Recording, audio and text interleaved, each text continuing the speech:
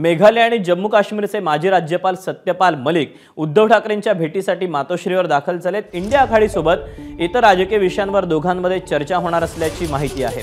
दरम्यान उद्धव ठाकरेंची भेट घेतल्यानंतर ते शिवाजी पार्क इथे बाळासाहेबांच्या स्मृतीस्थळावर जाऊन देखील अभिवादन करणार असल्याची माहिती काही वेळापूर्वीच खासदार संजय राऊत यांनी पत्रकार परिषदेच्या दरम्यान दिलेली आहे। दरम्यान हे काही वेळापूर्वीचेच दृश्य आहेत। अपडेट जाणून घेऊयात। अक्षय भाटकर आपल्या सोबत आहे। अक्षय, माजी राज्यपाल सत्यपाल मलिक आणि उद्धव ठाकरे यांच्या भेटीकडे कसं बघायचं?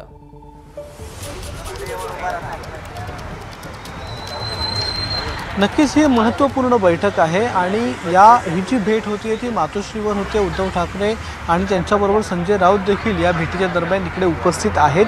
काही वेळापूर्वी सत्यपाल मलिक हे मातोश्रीवर दाखल झाले आणि भेट सध्या सुरू आहे। दोघांमध्ये चर्चा सुरू आहे अशी माहिती काही सूत्रांनी दिलेली आहे।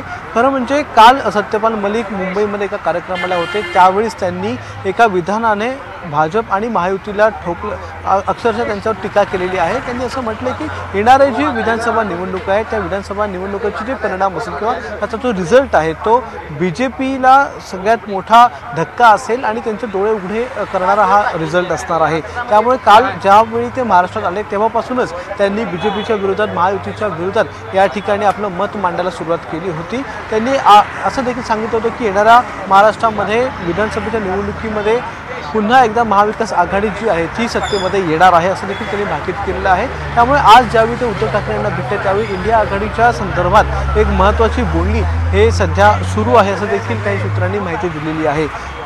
सत्यपाल सिंग हे काश्मीरचे माजी आणि शेवटचे राज्यपाल होते आणि त्यांच्या कार्यकाळामध्ये पुलवामा हल्ल्यामध्ये जे काही मृत्युमुखी पडले होते जवान, त्यांच्या चौकशीची त्यांनी मागणी केली होती। काल जे एका कार्यक्रमाला होते काल त्यांनी पुन्हा एकदा ही मागणी केली की अजूनपर्यंत कोणालाही त्या संदर्भात शिक्षा झालेली नाही आहे। त्यामुळे पुलवामा हल्ला कसा झाला होता त्याची माहिती ही केंद्र सरकारने याची चौकशी करावी आणि याची माहिती समोर आणावी अशी काल पुन्हा एकदा त्यांनी मागणी केली आहे। आणि या सगळ्या पार्श्वभूमीवर आता ज्यावेळी सत्यपाल मलिक आणि उद्धव ठाकरे यांची भेट होते त्याच्यानंतर दोघंजण एकत्र मिळून पत्रकार परिषद घेतात का किंवा सत्यपाल मलिक या भेटीसंदर्भात माध्यमांशी काही बोलतात का हे बघणं महत्त्वाचं आहे। उद्धव ठाकरे यांच्याकडून संजय राऊत तर आहे, ते भेटीच्या नंतर कदाचित माध्यमांशी बोलतील अशी शक्यता आहे। त्यामुळे भेटीमध्ये नेमकं काय झालं, कोणत्या विषयावर चर्चा झाली हे भेटीनंतर आपल्याला कळेल।